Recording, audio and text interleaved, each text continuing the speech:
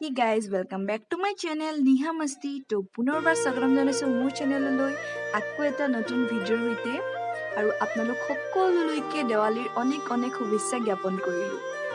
তো আপোনালোকেও যদি এনেকুৱা ধৰণৰ ৱাটাৰ কেণ্ডেল বনাব বিচাৰিছে তেন্তে ভিডিঅ'টো স্কিপ নকৰাকৈ শেষলৈকে চাব। তো বলক ভিডিঅ'টো আৰম্ভ কৰো আৰু কেনেকৈ মই ৱাটাৰ কেণ্ডেল বনালো চাওঁ আহক। তো গাইজ ৱাটাৰ কেণ্ডেল বনাবলৈ মই 3টা চিচাৰৰ বাটি লৈছো। আপোনালোকে যেটা বনাব তাৰ হিচাপত লৈ ল'ব। যিকোনো ধৰণৰ চিচাৰৰ বাটি বা গ্লাছত আপোনালোকে বনাব পাৰে বা প্লাষ্টিকৰ গ্লাছতো আপোনালোকে বনাব পাৰে।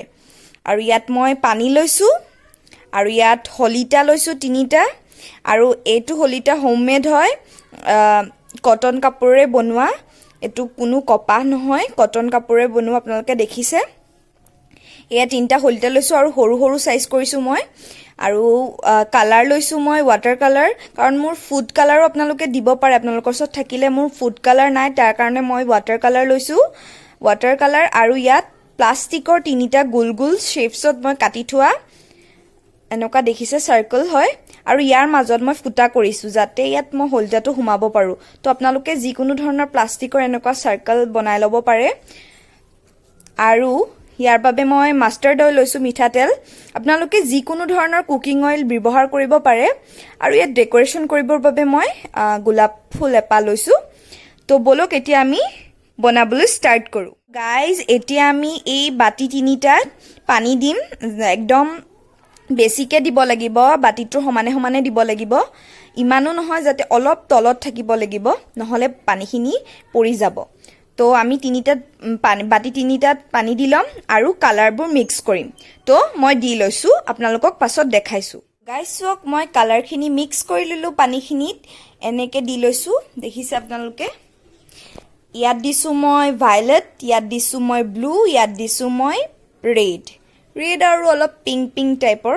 কেমেৰাত অলপ ৰেডে আহিছে কিন্তু এইটো অলপ পিংক টাইপৰ। আৰু মই এইকেইটাত হলিতাকেইটা সোমাই দিলো। আপোনালোকে দেখিছে এনেকে সোমাই ল'ব। তো এতিয়া মই ইয়াত মিঠাতেল, তো গাইজ চাওক মই ইয়াত তেল দি দিলো এইকেইটাত সমানে। তো এতিয়া হৈ গ'ল। আৰু এই হলিতাখিনিৰ ওপৰ ভাগটোত মই অলপ তেলেৰে মোহাৰি দিম, তেতিয়া জ্বলিবলৈ ভাল, মানে ধুনীয়াকৈ জ্বলিব। তো সেইটো কাৰণে মই অলপ তেলেৰে মোহাৰি দিছো। আৰু এই হলিতাকেইডাল এতিয়া ইয়াত দি দিম। তো গাইজ দেখিছে আপোনালোকে, মই গোলাপৰ পাহিবোৰ বাটিৰ চাৰিওফালে এনেকে সজাই দিছো, ডেকোৰেশ্যন কৰি দিছো। কাৰণ মোৰ ওচৰত এটাই গোলাপ ফুল আছিলে, সেইটো কাৰণে মই ডেকোৰেশ্যন এনেকে কৰিব লগা হ'ল। তো আপোনালোকৰ ওচৰত যদি বেছি থাকে তেন্তে আপোনালোকে বেলেগ ধৰণেও ডেকোৰেশ্যন কৰিব পাৰে, কিন্তু মোৰ ওচৰত নাছিলে যিহেতু সেইটো কাৰণে মই এনেকে সজালো। তো আপোনালোকৰ ইচ্ছা, আপোনালোকে যেনেকৈ কৰে। এয়া জ্বলিলে আৰু খুবেই ধুনীয়া লাগিছে। কেমেৰাত মই গম পোৱা নাই কেলে ইমান বেয়া উঠিছে, কিন্তু সঁচাকৈ বহুত বেছি ধুনীয়া লাগিছে। মই আপোনালোকক এন্ধাৰ এডোখৰ ঠাইত দেখাইছো। তো গাইজ চাওক, এয়া ফাইনেল ৰিজাল্ট। তো আপোনালোকৰ কেনেকুৱা লাগিছে মোক কমেণ্ট বক্সত নিশ্চয় জনাব। এয়া এইটো নুমিয়ে থাকিলে, মই এইটো জ্বলাই দিম।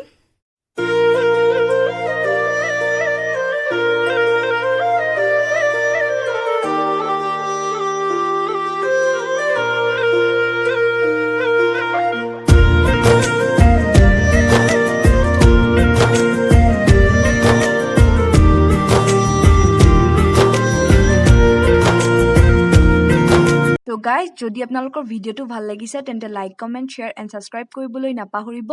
আৰু আপোনালোকেও এনেকৈ ট্ৰাই কৰি চাব, নিশ্চয় ভাল লাগিব আপোনালোকৰ। আৰু আপোনালোকে এনেকৈ দেৱালীত ডেকোৰেশ্যন কৰিব পাৰিব।